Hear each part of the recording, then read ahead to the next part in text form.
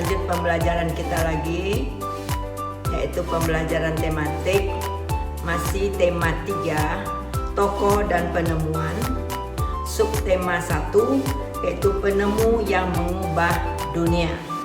Pembelajaran 3 dan 4. Sekarang kita mulai dengan pembelajaran 3. Pada pembelajaran yang lalu, pembelajaran 1, kita telah membaca suatu teks tentang Michael Faraday, di mana beliau adalah orang yang berhasil menemukan arus listrik. Ya. Kemudian di dalam pembelajaran 3 ini ada juga seorang tokoh yang juga bisa mengubah kehidupan masyarakat, ya. Seorang tokoh di mana dia juga berhasil menemukan sehingga membuat kehidupan masyarakat dunia berubah dengan hasil penemuannya, yaitu James Naismith. Di dalam buku Head ada ya, bisa kalian lihat pada halaman 22. James Naismith lahir di Kanada, yaitu di Amerika ya, 6 November 1861. Ia adalah penemu olahraga basket.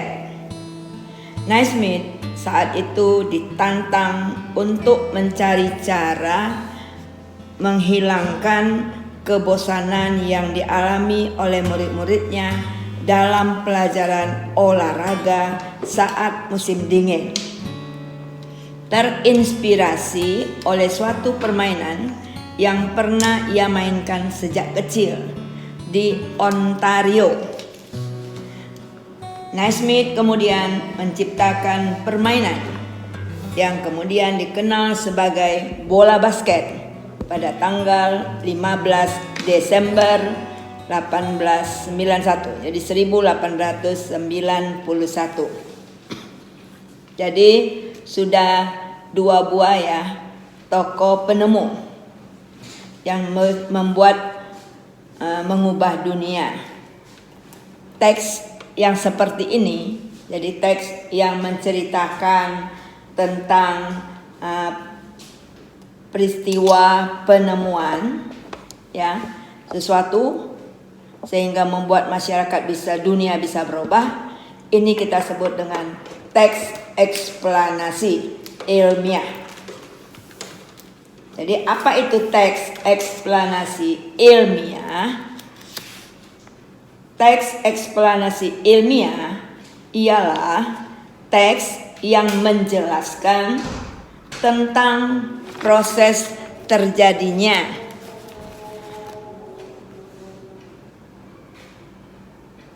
sesuatu peristiwa, baik peristiwa alam maupun masalah sosial, secara ilmiah berdasarkan prinsip sebab akibat.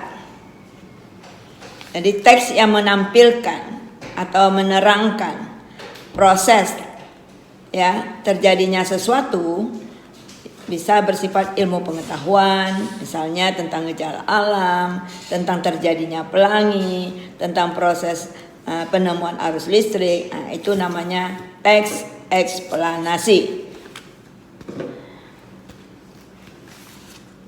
Teks eksplanasi berfungsi untuk memberikan penjelasan kepada pembaca tentang proses terjadinya sesuatu yang disusun menurut prinsip sebab dan akibat. Kalau kita lihat struktur dari teks eksplanasi, itu terdiri dari yang pertama pernyataan umum atau pembukaan. Yang kedua deretan penjelas atau isi. Dan yang ketiga penutup atau kesimpulan. Bagian pernyataan umum itu bersifat informasi singkat tentang apa yang akan dibicarakan atau diinformasikan. Ya, jadi berupa informasi singkat. Kemudian bagian deretan penjelas, jadi setelah pembukaan diiringi dengan deretan penjelas berisi urutan uraian atau penjelasan tentang proses dari peristiwa yang terjadi dan dijelaskan secara bertahap atau berurutan. Sedangkan bagian penutup adalah kesimpulan yang berisi interpretasi atau pendapat singkat dari penulis tentang topik yang dijelaskan. Kita kembali ke pembelajaran 1 ya, tentang penemuan dari Michael Faraday. Kalau kita lihat di sini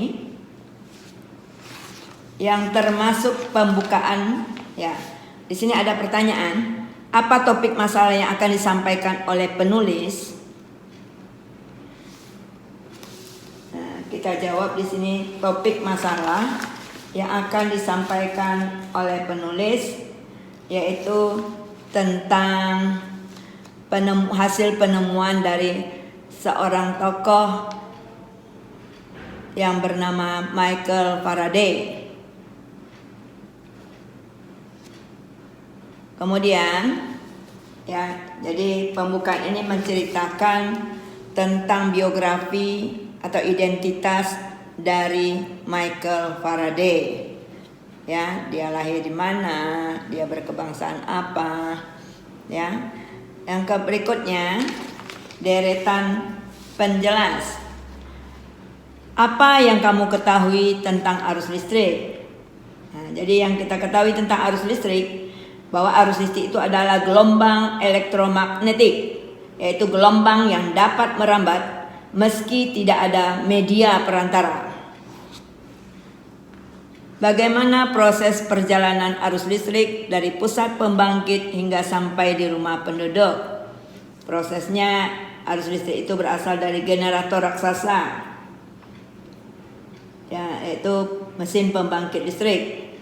Kemudian disalurkan melalui jaringan listrik dengan tegangan tinggi berupa jaringan kabel.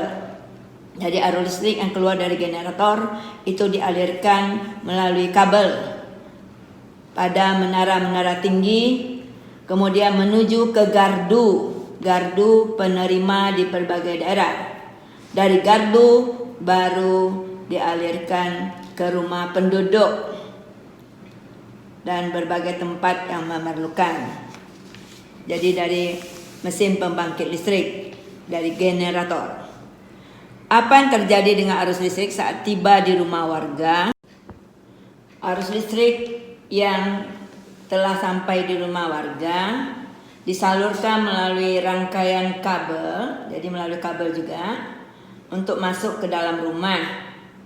Rangkaian tersebut umumnya berada di atap untuk tempat dudukan lampu ataupun dialirkan dengan kabel di dinding rumah untuk memasang saklar atau colokan listrik. Colokan maksudnya stop kontak, tempat menghubungkan beragam peralatan listrik. Berikut, apa manfaat arus listrik setelah sampai ke setiap rumah warga? Manfaatnya, dengan adanya arus listrik sampai ke rumah warga, warga dapat menyalakan televisi, kipas angin, kulkas, dan sebagainya. Jadi dapat menggunakan alat-alat listrik. Apa perbedaan rangkaian seri dan paralel? Jadi perbedaannya, kalau rangkaian seri, rangkaian yang disusun secara berurutan, ya, di mana arus mengalir dari lampu satu ke lampu yang lain, jadi tanpa cabang kalau rangkaian listrik seri. Sementara rangkaian paralel, rangkaian yang disusun secara bercabang atau sejajar, ya, di mana lampu yang satu dengan yang lain tidak ada kaitannya. Dalam rangkaian seri kita tahu bahwa Bila salah satu bola lampu putus atau ya bola lampu putus, maka lampu yang lain tidak menyala. Sementara paralel, kalau salah satu bola lampu putus, lampu yang lain masih tetap menyala. Jadi tidak ada hubungan lampu satu dengan lampu yang lain. Kesimpulan dari isi teks, ya, kesimpulan ini dapat kita katakan bagian akhir, penutup, ya, berupa kesimpulan. Kesimpulannya, listrik memegang peranan penting di dalam kehidupan manusia. Karena tanpa listrik kita tidak dapat berbuat apa-apa. Kita banyak sekali mengalami kesulitan di dalam mengerjakan aktivitas kita sehari-hari. Kemudian, apa pesan yang ingin disampaikan oleh penulis? Di dalam cerita ini penulis ingin menyampaikan bahwa kita menggunakan listrik hendaklah dengan bijaksana. Jadi di dalam kehidupan kita sehari-hari, penggunaan listrik, ya, hendaknya secara bijaksana. Maksudnya kalau kita ruangan tidak diperlukan untuk diterangi oleh lampu, maka lampunya cukup dipadamkan. Ya, tempat yang kita gunakan saja yang perlu mendapat penerangan. Jadi kita harus hemat dalam penggunaan listrik.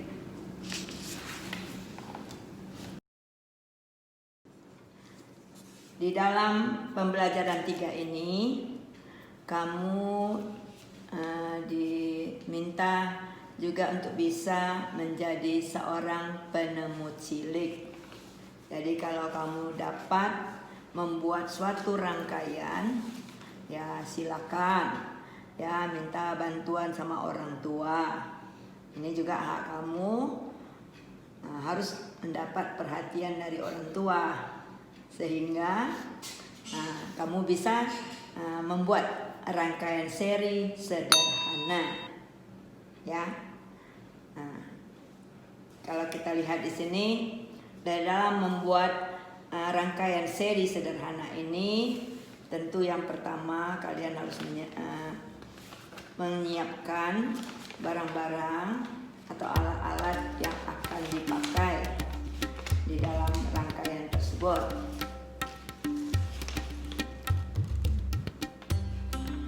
Adapun alat dan bahan yang perlu kalian sediakan, yang pertama bola lampu senter atau disebut bohlam.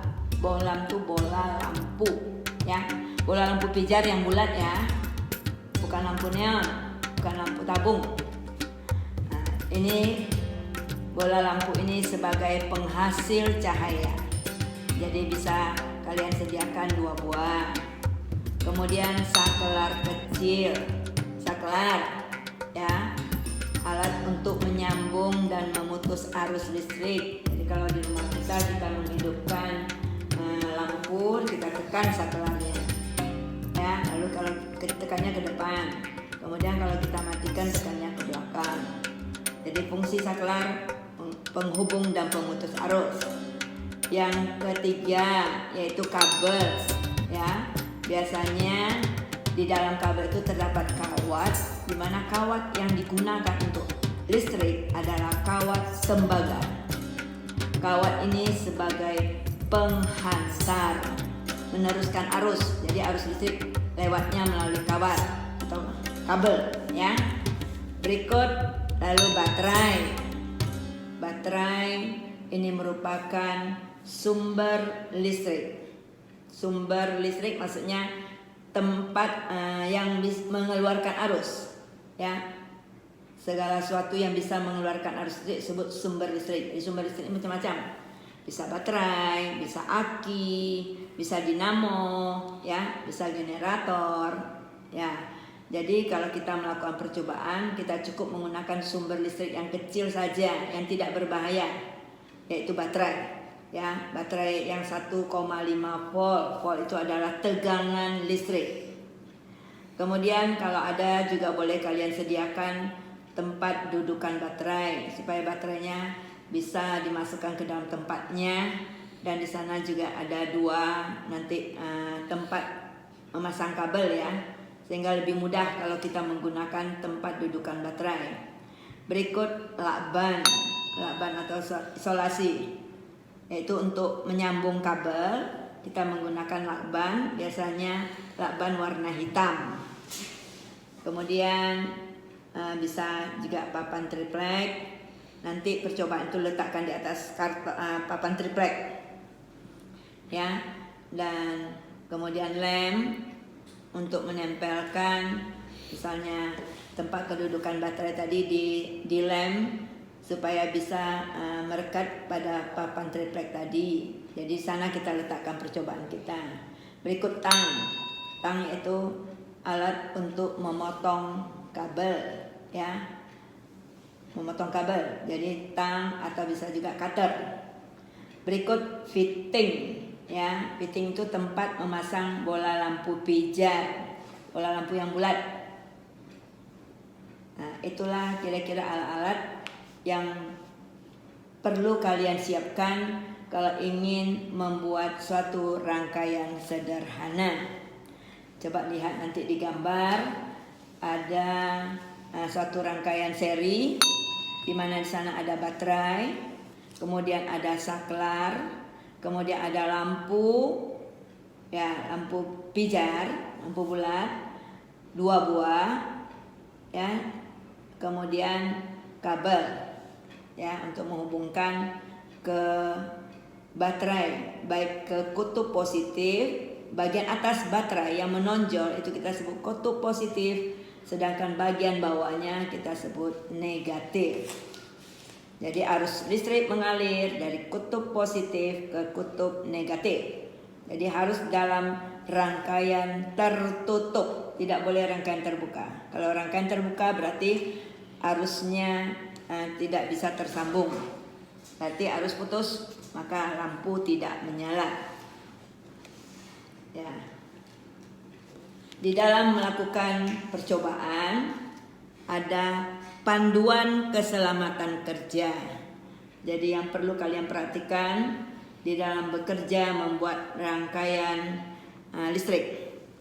Yang pertama, pastikan semua bahan dalam kondisi baik. Jadi kalau mau melakukan percobaan, bahan-bahan yang dibutuhkan itu dalam kondisi baik. Jangan baterai sudah berkarat atau sudah bocor digunakan untuk melakukan percobaan. Nah, itu nanti tidak berhasil. Jadi semua bahan harus dalam kondisi baik, terutama baterai jangan sampai berkarat. Yang kedua, pastikan tangan bersih dan kering saat melakukan percobaan. Tangan kita bersih dan kering. Ingat ya, tangan tidak boleh basah kalau memegang alat-alat yang berhubungan dengan arus listrik. Karena tangan yang basah yang mengandung air itu sebagai penghantar listrik. Jadi air itu bisa meneruskan arus. Nanti kita tersetrum, ya. Tangannya tersetrum, lengket kita di kabelnya itu. Jadi tangan kering dilap. Yang berikut, berhati-hati saat menggunakan benda tajam. Ya, nanti kita akan memotong ujung dari kabel sehingga keluarlah nanti kawatnya yang akan disambungkan ke alat listrik, misalnya ke fitting, tempat memasang bola lampu pijar, ataupun ke baterai, ya. Jadi untuk mengetahui berapa banyak kawat yang kita perlukan, ya, kita dapat menggunakan gunting, ya. Jadi kawat yang panjang itu kita gunting seberapa yang kita mau, atau bisa juga pakai cutter, ya. Tetapi untuk kawat ini pakai gunting biasanya, ya. Berikut, gunakan alat dan bahan dengan semestinya, ya. Jangan bahannya, umpamanya kabelnya terlalu pendek, nanti susah untuk menghubungkannya yang satu dengan yang lain. Sebelum kita membuat rangkaian, di sini kita buat rangkaian seri tadi, kalian buatkan dulu gambar rancangan lampu seri. Jadi kalian ancang-ancang dulu kira-kira bagaimana ya gambarnya. Nah, lihat di layar, ada teacher tampilkan sebuah rangkaian seri. Jadi kita buat rancangannya dulu. Kira-kira inilah gambar yang saya mau buat. Kemudian kalian kerjakan, nanti kalian usahakan hasil kerja kalian itu bisa menghidupkan bola lampu pijar. Jadi kalau bola lampu pijarnya tidak menyala, berarti percobaan kalian belum berhasil. Ya, dia harus sampai menyala. Ingat, harus dalam rangkaian tertutup, jangan ada lepas kawatnya. Kalau lepas berarti harusnya terhenti. Kalau kalian sudah mencobakan membuat rangkaian seri sederhana, kalian isilah laporan kegiatan percobaan. Di sini kalian buatkan laporannya bahwa kalian sudah melakukan percobaan. Jadi nama percobaan yaitu membuat rangkaian seri sederhana. Itu nama percobaan yang kalian buat. Tujuan percobaan, tujuannya yang pertama untuk mengenal rangkaian dasar listrik. Yang kedua, untuk mengetahui proses aliran arus listrik supaya kita tahu bagaimana caranya listrik itu mengalir. Yang ketiga, untuk melatih kreativitas, kreativitas kalian, ya. Apakah kalian itu aktif dalam melakukan percobaan atau hanya bersifat pasif saja, menerima tanpa kalian kerja, suruh saja orang kerja berarti kalian tidak kerja, itu berarti tidak kreatif. Berikut alat-alat dan bahan, itu tadi ya. Kalian tuliskanlah apa alat-alat yang digunakan untuk membuat rangkaian seri sederhana ini. Langkah kerjanya, yang pertama kita siapkan dulu alat-alat yang kita butuhkan. Siapkan alatnya dulu. Yang kedua, rangkailah lampu secara seri. Kita rangkai lampu dengan bermacam alat yang lain sehingga terbentuk suatu rangkaian seri. Berikut, rangkailah kabel sesuai gambar. Jadi untuk menghubungkan alat satu dengan lainnya kita menggunakan kabel. Berikut, dan hubungkanlah kabel tersebut dengan saklar. Ya, kalian hubungkan kabel itu pada saklar. Jadi saklar gunanya untuk menyambung dan memutuskan arus listrik. Lalu kesimpulannya, ya, apakah rangkaian seri yang kalian buat itu berhasil? Kalau berhasil berarti semua lampu ya pada rangkaian ini menyala. Tetapi bila salah satu bola lampunya putus atau dilonggarkan dari tempat kedudukannya, berarti arusnya tidak jalan, arusnya putus. Jadi kesimpulannya, lampu yang kita buat harus menyala, tidak boleh padam. Kalau padam belum berhasil. Ya. Lalu ada lagi di sini. Oh, ini percobaan. Nanti kita lakukan lagi percobaan membuat rangkaian paralel sederhana. Masuk pembelajaran 4. Masih sub tema 1 ya dan tema 1. Tahukah kamu siapa penemu bola lampu pijar? Bagaimana ia menemukannya? Sikap apa yang harus kita contoh darinya? Jadi ini juga sebuah teks eksplanasi, teks yang memberikan informasi yang berkaitan dengan ilmu pengetahuan alam, ya.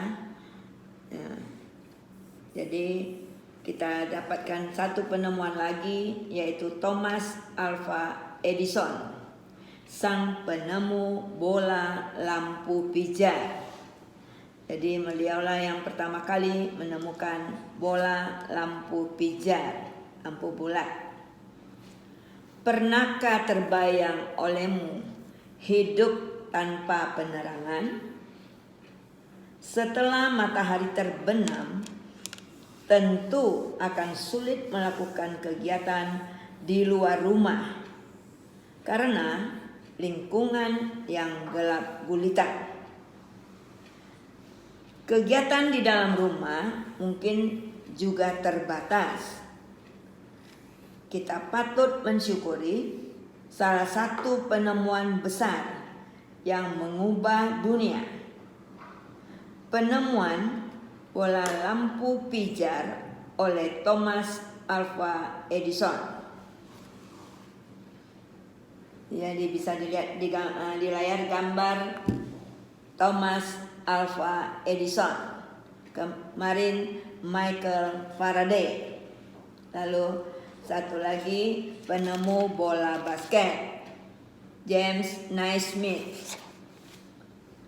Thomas Alva Edison itu lahir di Milan, Ohio pada tanggal 11 Februari 1847. Ia tidak pernah menyelesaikan pendidikan resmi di sekolah. Ia hanya sempat bersekolah selama 3 bulan. Jadi kita patut bersyukur ya, kita sudah cukup lama mendapatkan pendidikan. Dia, Thomas Alva Edison, hanya sempat bersekolah selama 3 bulan. Edison diajar oleh ibunya di rumah. 3 bulan saja dia mengecap pendidikan di sekolah.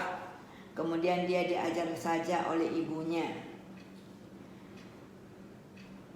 Walaupun tidak mengikuti pendidikan formal, pendidikan yang biasa ya kita tempuh, SD, TK, SD, SMP, SMA, itu namanya pendidikan formal. Walaupun tidak mengikuti pendidikan formal, terlihat bahwa Edison memiliki rasa ingin tahu yang sangat tinggi. Di usia 11 tahun, Edison sudah dapat membuat telegraf sederhana. Di usia 12 tahun, ia memanfaatkan waktu luangnya untuk membaca literatur dan melakukan berbagai percobaan. Pada tahun 1861, ia dapat mencetak koran. Koran terbitannya Weekly Herald laris terjual. Ia melihat dunia butuh penerangan. Ia menghabiskan waktu selama 2 tahun serta dana yang cukup besar untuk mengembangkan penemuan. Melalui kerja kerasnya, pada tanggal 21 Oktober 1879 lahir lampu pijar listrik yang pertama yang dapat mengabadikan lampu selama 40 jam. Jadi lampu pijar yang berhasil ditemukan oleh Thomas Alva Edison itu dapat menyala selama 40 jam. Kegigihan Thomas Alva Edison memberikan hal baru bagi dunia.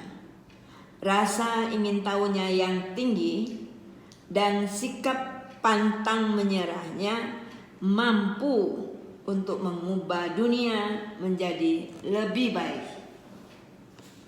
Ya, jadi itu kira-kira cerita dari Thomas Alva Edison, yaitu penemu bola lampu pijar.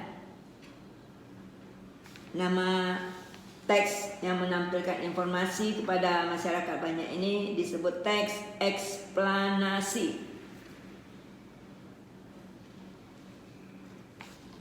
Kalau kita lihat Identifikasi informasi pada teks eksplanasi di atas. Tulislah informasinya pada grafik berikut.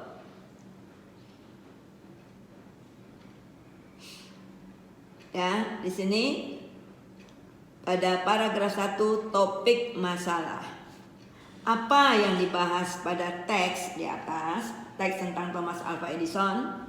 Yang dibahas adalah sejarah ditemukannya bola lampu pijar. Penemuan bola lampu pijar yang bisa mengubah dunia. Paragraf kedua ataupun paragraf ketiga itu berisi tentang deret penjelas. Siapakah Thomas Alva Edison? Thomas Alva Edison adalah tokoh penemu bola lampu pijar yang lahir di Milan, Ohio tanggal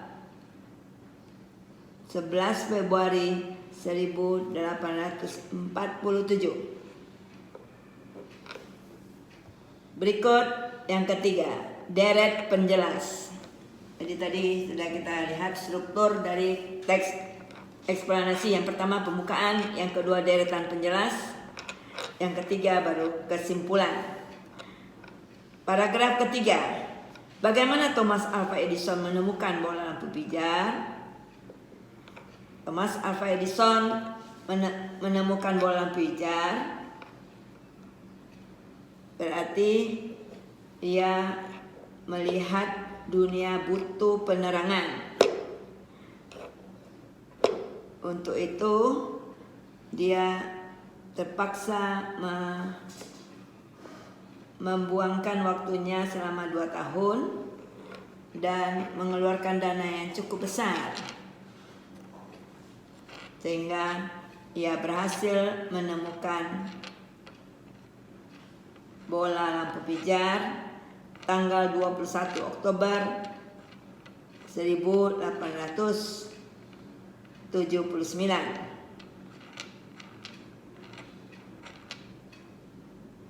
Berikut paragraf keempat, kesimpulan dan pesan atau pesan pendapat dari pribadi penulis.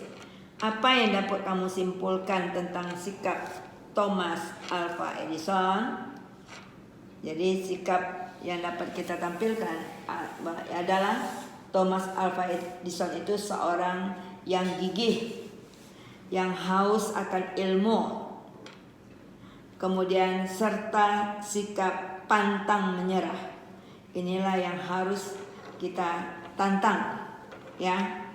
Kita tidak boleh cepat menyerah, tapi harus berusaha untuk bisa sampai menemukan sesuatu.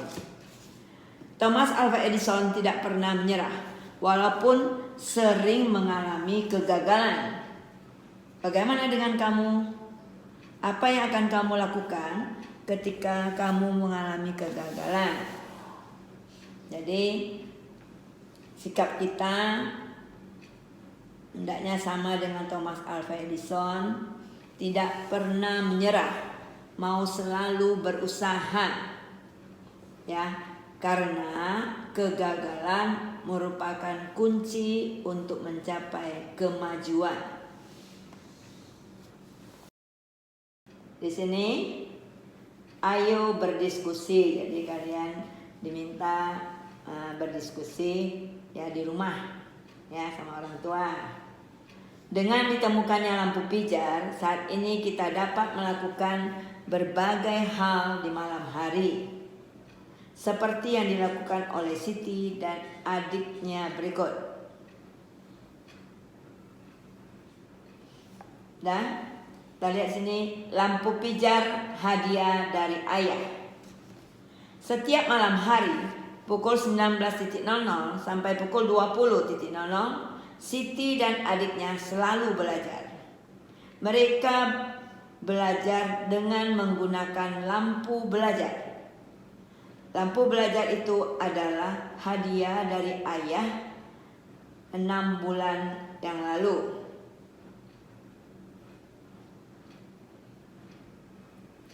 Ayahnya memberikan lampu pijar kepada Siti dan adiknya supaya mereka giat belajar. Siti selalu menjaga lampu pijar miliknya. Ia mematikan ketika sudah selesai digunakan. Ia juga membersihkan jika kotor. Sampai saat ini, lampu belajar Siti masih dapat digunakan dengan baik. Siti terlihat nyaman saat belajar. Berbeda dengan adik Siti yang selalu mengeluh ketika belajar. Lampu belajarnya rusak. Lampu belajarnya rusak karena sering tidak dimatikan. Terlihat juga banyak kotoran yang melekat atau menempel karena jarang dibersihkan. Ayah berpesan kepada Siti dan adiknya untuk merawat barang-barang mereka. Barang-barang yang dirawat dengan baik tidak mudah rusak. Hal ini membuat barang-barang tersebut dapat dimanfaatkan dalam waktu yang lama. Jadi itulah kira-kira cerita ya tentang Siti dan adiknya, di mana mereka mendapatkan lampu, masing-masing mendapatkan lampu untuk belajar. Berdasarkan teks di atas, kalian berdiskusikan sama orang tua boleh. Apakah hak yang didapatkan Siti? Apa hak Siti? Hak Siti adalah mendapat fasilitas, ya. Jadi untuk belajar, Siti mendapat fasilitas sehingga dapat mendukung Siti untuk belajar lebih baik. Yang kedua, Siti mendapat hak, yaitu mendapat perhatian dari orang tua. Jadi ada kira-kira 2 hak di sini ya. Hak untuk belajar dengan mendapatkan fasilitas, sehingga dengan adanya lampu yang dibelikan oleh ayahnya, Siti menjadi lebih bersemangat untuk belajar. Apakah hak yang didapatkan oleh adik Siti? Adik Siti juga mendapat hak yang sama dengan Siti, karena sama-sama mereka mendapatkan bola lampu, ya, mendapatkan lampu untuk belajar. Jadi adiknya juga mendapat hak untuk belajar.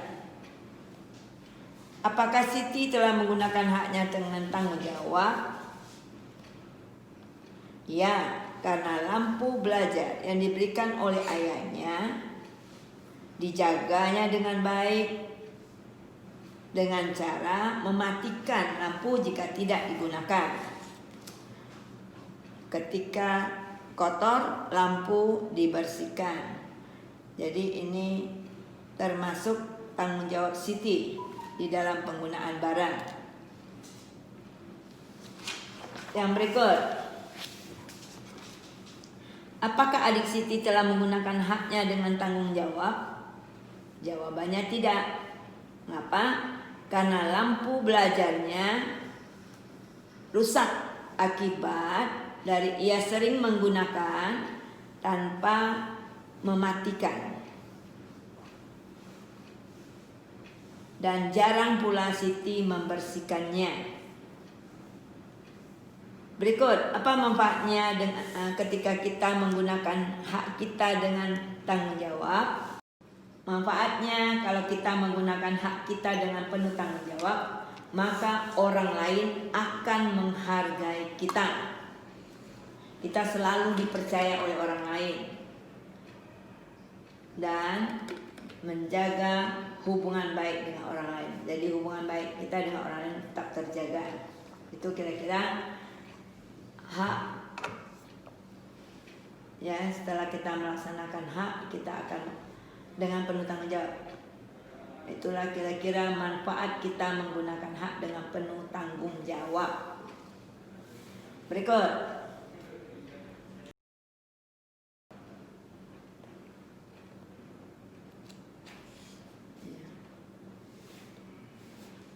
Berikut, di sini amatilah benda-benda yang menjadi hakmu. Apa-apa saja benda yang ada di rumah kamu.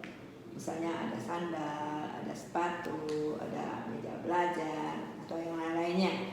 Jadi bisa kalian isi di situ. Nah, bagaimana cara kamu menggunakannya? Apakah kamu menggunakannya dengan baik? Nah, lalu bagaimana cara kamu merawatnya? Nah, apakah sering dibersihkan? Lalu apakah sudah bertanggung jawab dalam menggunakannya? Apakah kamu sudah bertanggung jawab dalam menggunakan barang tersebut? Apa manfaatnya ketika kamu bertanggung jawab? Apa manfaatnya kalau barang itu kita gunakan dengan penuh tanggung jawab? Nah,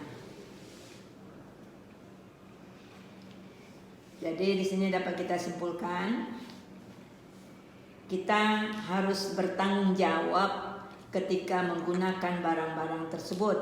Bagaimana dengan cara hati-hati menggunakan barang itu, menyimpannya ketika sudah digunakan, merawatnya dengan cara membersihkannya. Kalau kita bertanggung jawab menggunakan barang, maka barang-barang tersebut dapat kita gunakan untuk jangka waktu yang lama. Jadi kalau kita tidak merawatnya dalam waktu sebentar, barang itu sudah rusak sehingga tidak bisa lagi digunakan. Apa manfaat ketika kamu bertanggung jawab terhadap barang-barang yang menjadi hakmu? Nah, jawabnya, barang-barang itu bisa bertahan dalam waktu yang lama, untuk digunakan. Apakah kamu sudah bertanggung jawab atas hak yang sudah kamu dapatkan?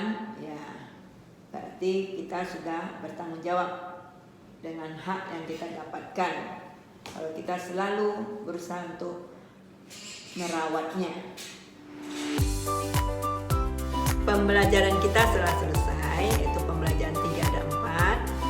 Ya, hendaknya kalian bisa mengambil hikmah dari pembelajaran ini. Ya, kalian bisa mencontoh tokoh-tokoh yang kita pelajari ini, yaitu di mana para tokoh tidak pernah menyerah. Ya, mereka selalu berusaha, pantang menyerah. Kemudian kalau menemui kegagalan, tetap usaha terus. Ya, meskipun gagal, tapi kegagalan merupakan kunci untuk mencapai kemajuan. Tetap gigih, ya, sampai bisa mendapatkan sesuatu. Oke, bye bye.